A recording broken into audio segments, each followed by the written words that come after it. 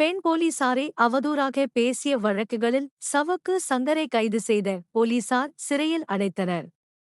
குண்டர் சட்டமும் பாய்ந்தது. சென்னை ஐகோர்ட்டில் சவுக்கு தாயார் ஆட்கொணர்வு மனு தாக்கல் செய்தார்.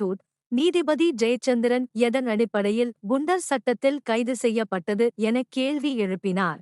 போலீஸ் கமிஷனர் சந்தீப் ராய் ரத்தோர் சார்பில் பதில் மனு தாக்கல் செய்யப்பட்டது. அதில் சங்கருக்கு எதிரான ஆதாரங்களை ஆய்வு செய்துதான் குண்டர் சட்டத்தில் கைது செய்தோம்.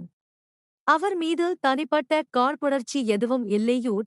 பொது அமைதிக்கு பங்கம் விளைவிப்பதை தடுக்க அவரை குண்டர் சட்டத்தில் கைது செய்துள்ளோம். இதற்கு அரசுக்கு அதிகாரம் உள்ளது. குண்டர் சட்டத்தில் கைது செய்து பிறப்பித்த உத்தரவை அறிவுரை கழகத்தின் ஆய்வுக்கு தமிழக அரசு அனுப்பி வைத்துள்ளது. மனுதாரர் அங்கு முறையிடாமல் ஐகோர்ட்டை அணுகியுள்ளார்.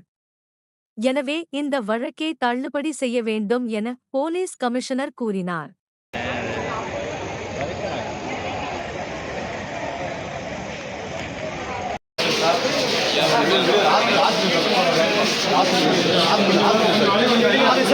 ஆ